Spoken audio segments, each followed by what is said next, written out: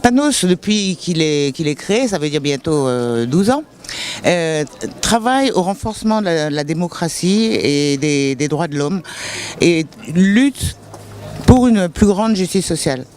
Et donc on travaille avec les médias pour ça, comment est-ce que les médias peuvent aider les citoyens à contrôler un petit peu ce que fait l'action, ce que font les décideurs, à défendre aussi les victimes de discrimination comme les femmes. Et donc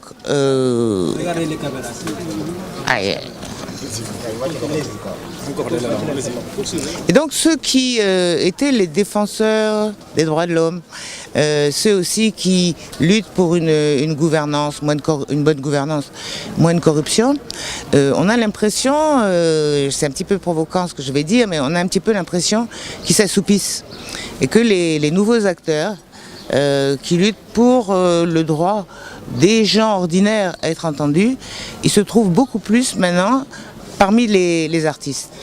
Et les artistes sont des gens qui osent dénoncer les injustices sociales, qui osent tenir un langage sur des questions qui sont parfois des questions tabous et qui le font avec beaucoup de doigté. Quelqu'un a dit, on peut parler de tout. Il y a des questions qui sont des questions difficiles, qui sont des questions qui constituent des freins pour nos sociétés.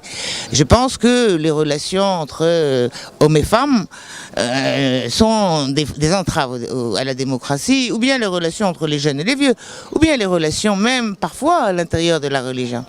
Et je crois que certaines de ces questions, les organisations de la société civile n'osent pas en parler. Et les artistes osent en parler, et ils savent surtout comment en parler. On peut parler de tout. Ça dépend comment on parle les choses.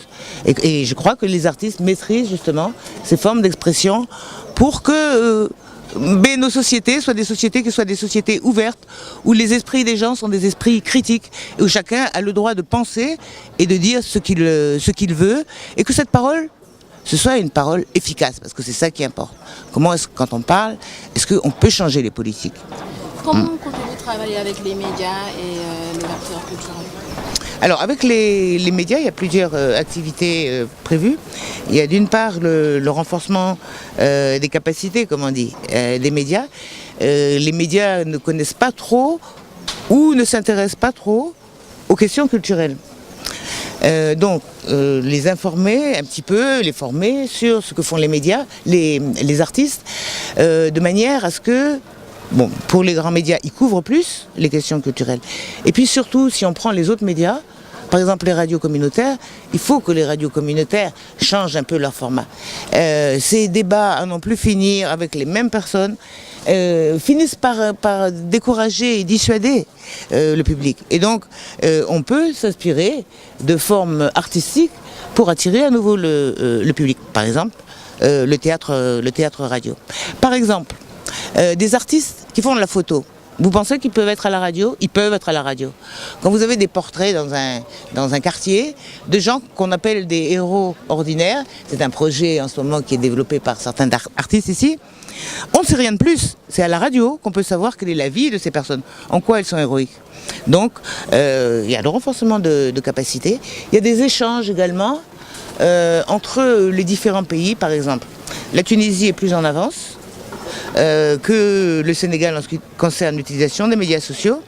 Donc il y a des journalistes et des artistes sénégalais qui iront en Tunisie. Il y a également des rencontres qui sont des rencontres entre les journalistes, entre les artistes, qui sont prévues à l'échelle africaine. Il y a des grands événements culturels, hein. FESPACO, ici il y avait la Biennale des Arts. Donc à l'occasion de ces festivals, faire en sorte que les journalistes soient là et qu'ils attirent davantage l'attention des politiques, l'attention du public sur l'importance de la culture dans la démocratie. La culture, c'est 1% du budget au Sénégal. Et le projet, la durée et le coût aussi, quoi? Alors, grâce à la générosité de l'Union européenne, ce projet, bon, il va avoir du temps pour se développer. C'est un projet qui va durer 3 ans. Comment est-ce que va s'articuler le projet? En fait, quels sont les formats qui seront utilisés pour le mettre en œuvre? Alors, il y a plusieurs formats. Donc, il y a des ateliers de formation. Donc, il y a les visites dont j'ai déjà parlé. Il y a également un appui sans doute à la production, un petit appui à la production, soit pour les artistes, soit pour les médias. Ces sujets dont on parle si peu dans les médias traditionnels, particulièrement les médias nationaux, et pas non plus assez dans les médias communautaires, je pense que la population elle va entendre parler de ces questions-là. Elle va peut-être entendre parler davantage, je ne dis même pas les questions liées au genre, les relations entre les hommes et les femmes. Mais ce n'est pas le sujet très sensible. Il y a d'autres sujets qui sont des sujets sensibles. Peut-être qu'à ce moment-là, la population pourra, ou les populations comme vous dites, pourront davantage parler de ces questions.